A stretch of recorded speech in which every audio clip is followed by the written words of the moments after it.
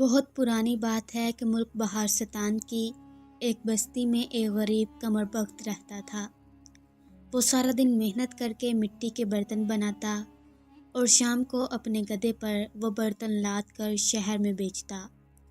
اسی بستی کے قریب ایک جنگل میں ایک خونخوار شیر رہتا تھا جس نے بستی والوں کا جینا دوبر کر رکھا تھا۔ بستی کے جانے کتنے لوگ اور جانور اس درندے کی بھینٹ چڑھ چکے تھے۔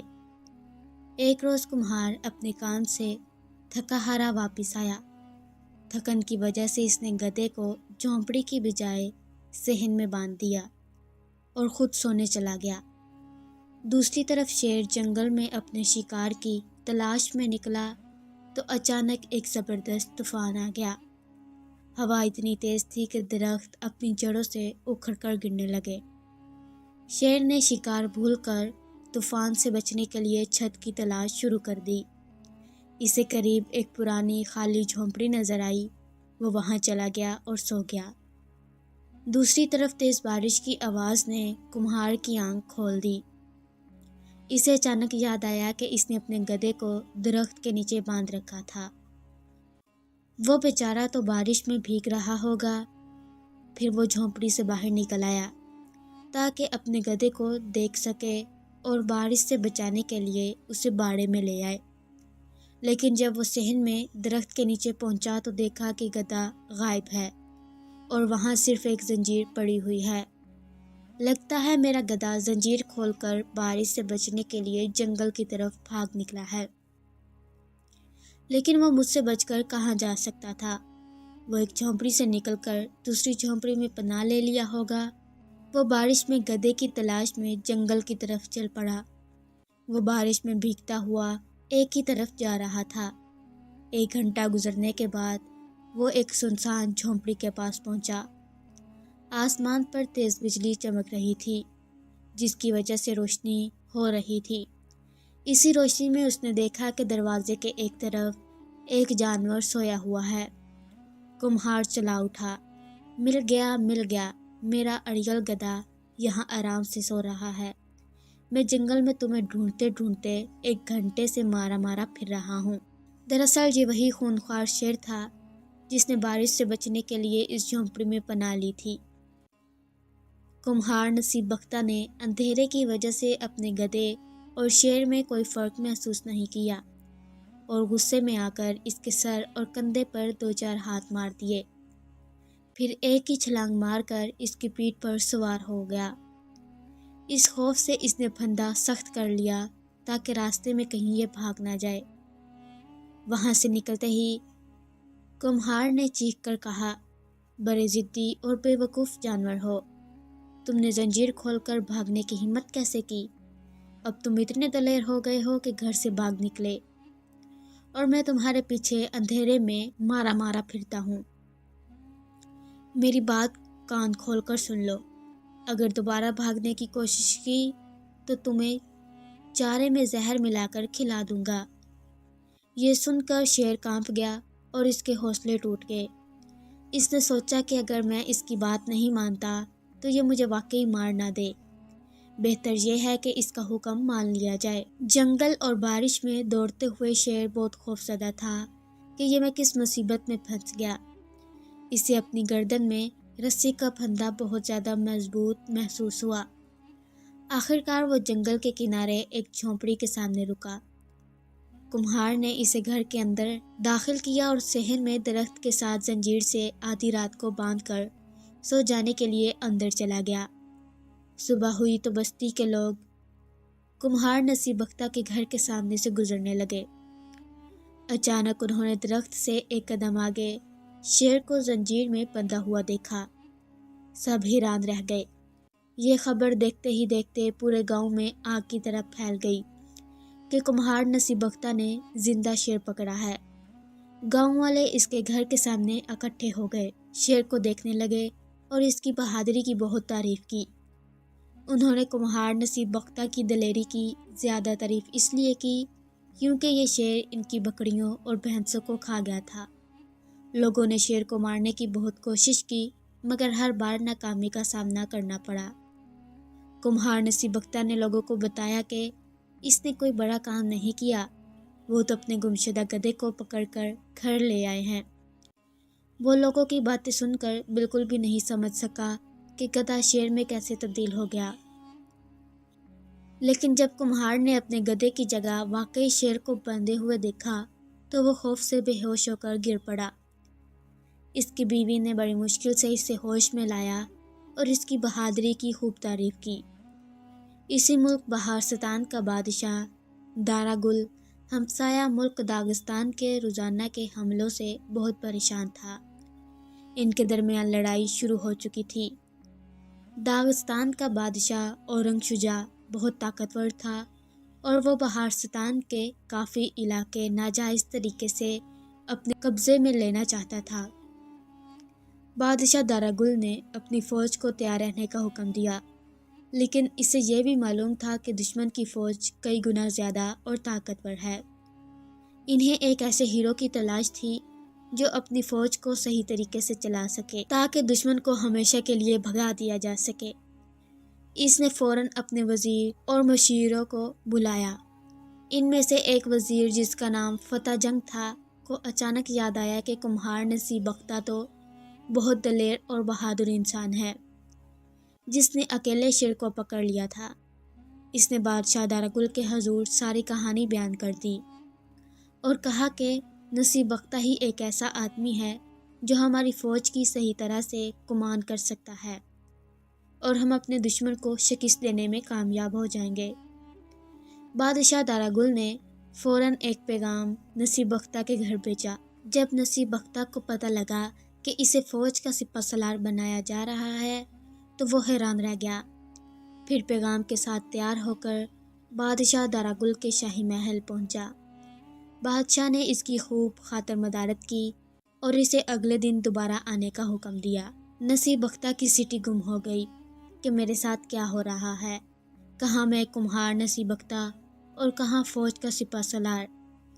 گدھے نے تو شیر میں بدل کر مجھے واقعی مصیبت میں ڈال دیا ہے۔ آخرکار غریب اور جاہل کمہار نصیب بختہ کو فوج کا سپہ سالار بنا دیا گیا۔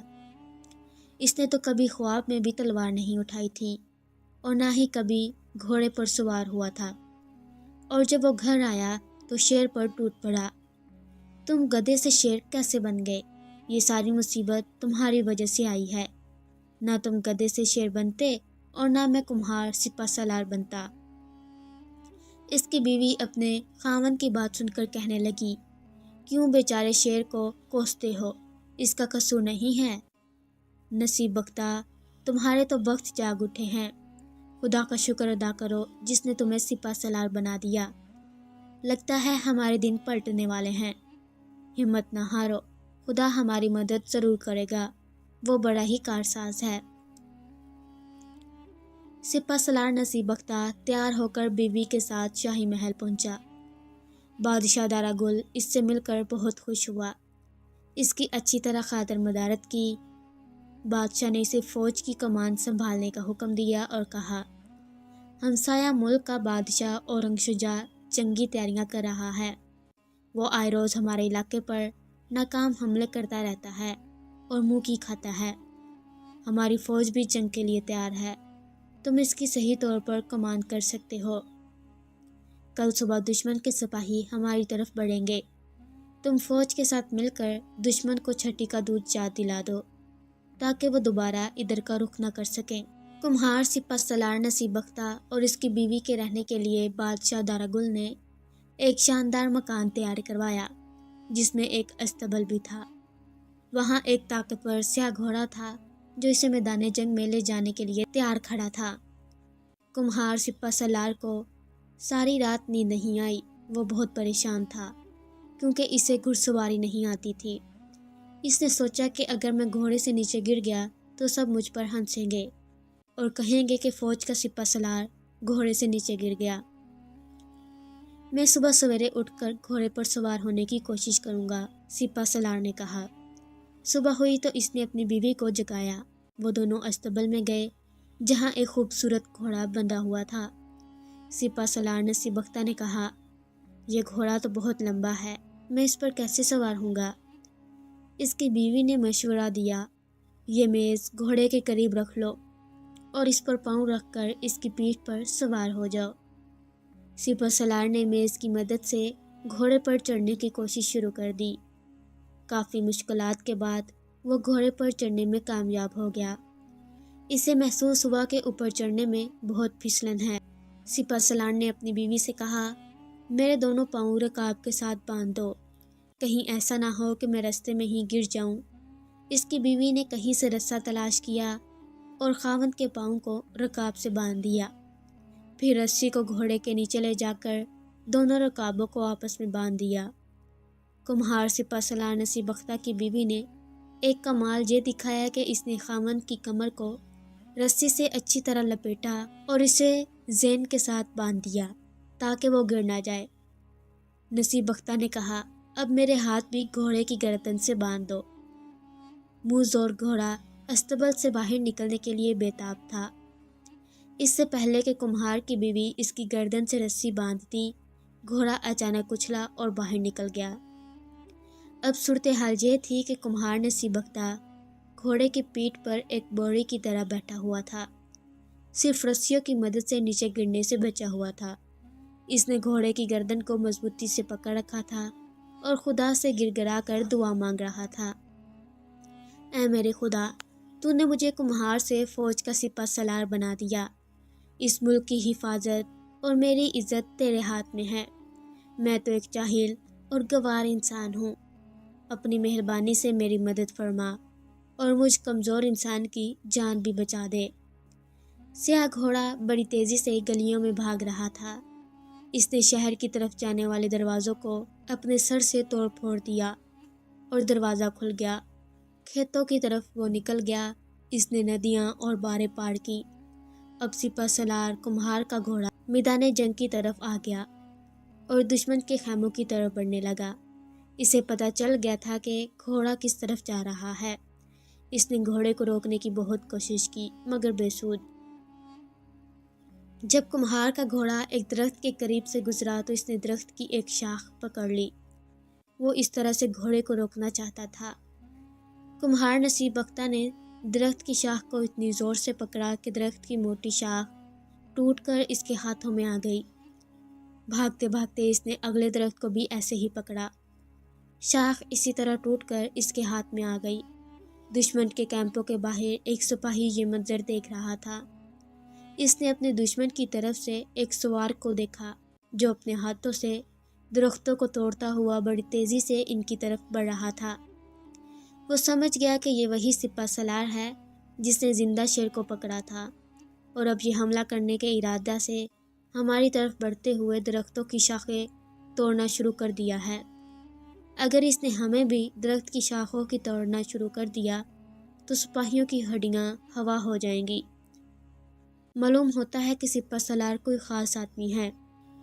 یہ کوئی عام آدمی نہیں، یہ تو کوئی ضرور خدا کا بندہ ہے۔ سپاہی خوفناک منظر دیکھ کر زور زور سے چلانے لگا۔ پھر اس کی نظر سپہ سالار کے پیچھے پڑی۔ دشمن کی فوج مقابلے کے لیے سرپران پہنچی تھی۔ سپاہی کی خوفناک انداز میں چیخنے اور چلانے سے دشمن کے خیموں میں ایک کھلبلی مچ گئی۔ وہ برابر چلائے جا رہا تھا، دوڑو دوڑو، اپنی جانیں بچاؤ۔ زندہ شیر کو پکڑنے والا مشہور سپہ سالار ایک بھاری بھرکم فوج لے کر آ چکا ہے۔ جس فوج کا سپہ سالار اتنا طاقتور ہو وہ ہمارا حال کیا کرے گا؟ یہ سن کر دشمن کے سپاہی خوفزدہ ہو گئے اور سب گھوڑوں پر سوار ہو گئے اور بھاگ کھڑے ہوئے۔ ان کا بادشاہ اورنگ شجاع اپنے خیمے میں بیٹھا جنگ کے میدان کی صورتحال دیکھ رہا تھا۔ جب جنگ کا پانسا اچانک پلٹ گیا تو وہ گھبرا گیا اور امن حاصل کرنے کے لیے ایک خط لکھا۔ پھر خط خیمے میں رکھ کر باہر نکلا اور گھوڑے پر سوار ہو کر اپنے سپاہیوں کے پیچھے بھاگا۔ خوفزدہ بادشاہ نے پیچھے مڑ کر بھی نہیں دیکھا۔ جب کمہار نصیبختہ کا گھوڑا دشمن کے خیموں کے قریب سے گزرا تو وہ خود بخود رک گیا۔